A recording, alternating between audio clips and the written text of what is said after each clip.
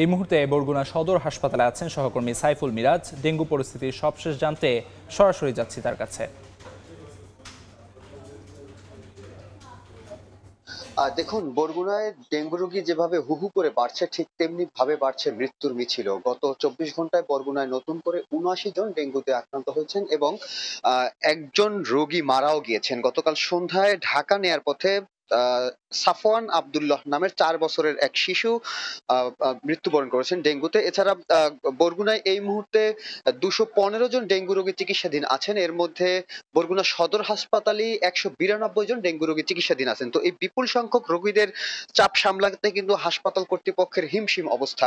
যদিও সম্প্রতি বরগুনা জেনারেল হাসপাতালের এই রোগীর চাপ সামলাতে ১০ জন চিকিৎসক এবং ১০ জন নার্সকে পদায়ন করা হয়েছে, কিন্তু এর মধ্যে নার্সরা এখন পর্যন্ত বরগুনায় যোগদান করেননি, আর ১০ জন চিকিৎসকের মধ্যে ৭ জন এখন পর্যন্ত যোগদান করেনি, মাত্র ৩ জন চিকিৎসক যোগদান করেছেন। তো বিষয়টি নিয়ে কিন্তু আমরা তত্ত্বাবধায়কের সঙ্গে কথা বলেছি। তারা আমাদেরকে জানিয়েছেন যে যাদেরকে বদলি করা হয়েছে বরগুনা হসপিটালে বা এখানে যাদেরকে নিযুক্ত করা হয়েছে, দূর দূরান্ত থেকে তারা আসবেন, এজন্য তাদের সময় লাগছে। তবে ২-১ দিনের মধ্যেই তারা এখানে যোগদান করবেন বলে আশা ব্যক্ত করেছেন তিনি। অন্যদিকে চিকিৎসকরা বলছেন যে মূলত চিকিৎসা পদ্ধতির মাধ্যমে ডেঙ্গু নিয়ন্ত্রণ করা যায় না। ডেঙ্গু নিয়ন্ত্রণ করতে হলে এডিস মশার আবাসস্থল ধ্বংস করতে হবে। তো সেই বিষয়টিকে প্রাধান্য দিতে বলেছেন চিকিৎসকরা।